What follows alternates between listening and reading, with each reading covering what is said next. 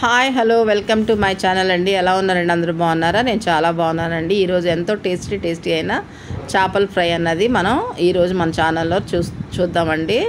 దానికి గాను నేను చేపలకి ముందుగానే ఉప్పు, కారం, పసుపు, అల్లం వెల్లుల్లి పేస్టు, అలాగే గరం మసాలా కొంచెం వేసి ఈ విధంగా మ్యాగ్నేట్ చేసి 1 డే ముందే ఫ్రిడ్జ్లో పెట్టుకున్నానండి. ఇప్పుడు మనం దేంట్లో అయితే ఫ్రై చేయాలనుకుంటున్నామో ఆ ప్యాన్ పెట్టుకొని ముక్కలకి తగినంత ఆయిల్ అన్నది వేసుకోవాలండి. నేను కొద్దిగా ఆయిల్ వేసుకున్నాను, ఎందుకంటే చాలకపోతే తర్వాత వేసుకోవచ్చండి. ఎక్కువగా ముందే వేసుకుంటే అది వేస్ట్ అయిపోతుంది కదా తర్వాత, అందుకని నేను వేసుకున్నాను. బహుశా నాకు ఇది సరిపోవచ్చు. ఇప్పుడు నూనె బాగా వేడెక్కింది కదండి, ముక్కలకు కూడా మసాలా బాగా 1 డే ముందు పెట్టుంచాం కాబట్టి బాగా పట్టిందండి. ఇప్పుడు స్టవ్ని సిమ్లో పెట్టుకొని ఒక్కొక్క ముక్క ఆయిల్లోకి స్లోగా వేసుకోవాలండి.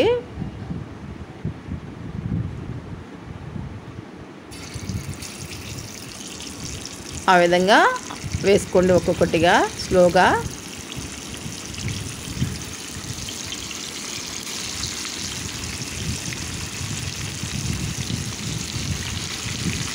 ఇప్పుడు స్టవ్ని సిమ్లో పెట్టి ఫ్రై చేయండి, ఎందుకంటే హైలో పెడితే చేప అన్నది అడుగు పట్టేస్తుంది కదండి. ఎందుకంటే చేప ఫ్రై అవ్వకుండానే మనకి మసాలా మొత్తం కూడా మాడిపోయినట్టు అయిపోతుందండి. అందుకని సిమ్లో పెట్టుకొని స్లోగా వేయించుకోండి.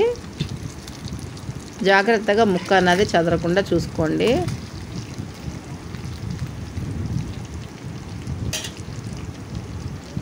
నా వీడియోస్ అన్నీ మీరు చూస్తున్నారు కదండి, మీకు అందరికీ నచ్చుతుందా?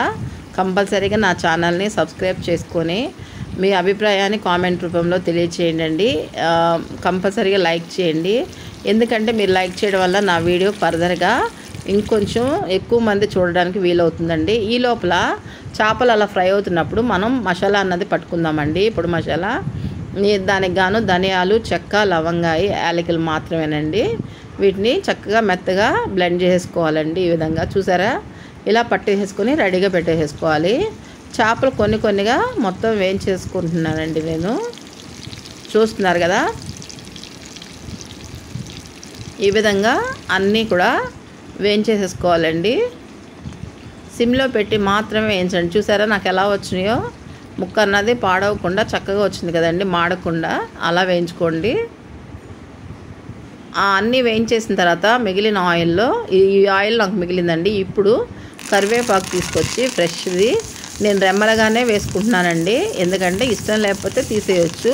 కొంతమంది దూసి వేసుకుంటారు కదా. ఈ విధంగా ఫ్రై చేసుకొని చక్కగా ముక్కల మీద పొడి మసాలా జల్లి ఈ కరివేపాకు రెమ్మలతో డెకరేట్ చేసుకున్నాండి. అంతేనండి, ఎంతో టేస్టీ అయిన చేపల ఫ్రై అన్నది రెడీ అయిపోతుందండి. కంపల్సరీగా మీరు అందరూ కూడా ట్రై చేయండి. మీకు నచ్చితే నా ఛానల్ని కంపల్సరీగా like and share and subscribe అండి.